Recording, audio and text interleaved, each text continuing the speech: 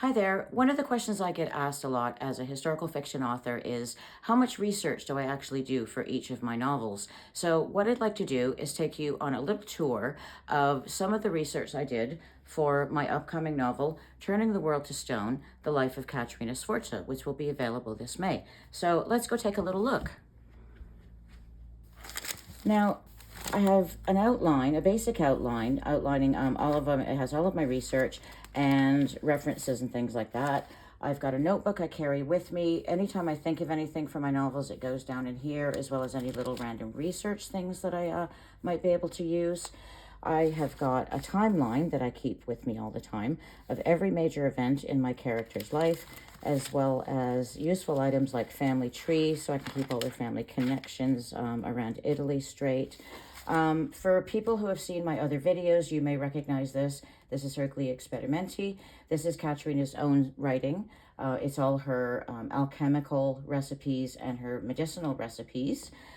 Over here, what we have is a list of all the characters, and each character gets their own little post-it note with major dates and events in their life. Over here, more research. This is a book that was written about Caterina in the late 1800s. I like to incorporate different viewpoints from across history on my characters.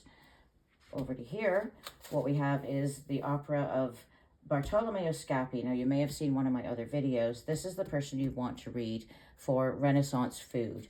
As you can see, I've actually used quite a few of his recipes in my novel. And another book that I've got here is Boccaccio's Famous Woman.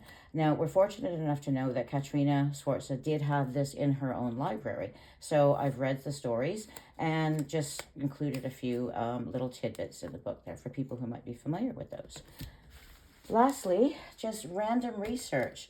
We've got clothing for women, clothing for men.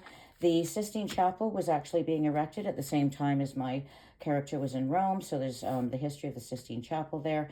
We've got little things like Venetian ducats, how many liras they're worth, all kinds of research like that. So the next thing is, how much, all of this actually, all of this research is done for all of my novels. So how much of it does actually get into the novels? Not all of it, I will be honest.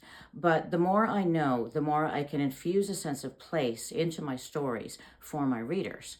So if you like stories about strong historical women, well-researched, check out the link below and take a look. Thanks very much for joining me. Bye.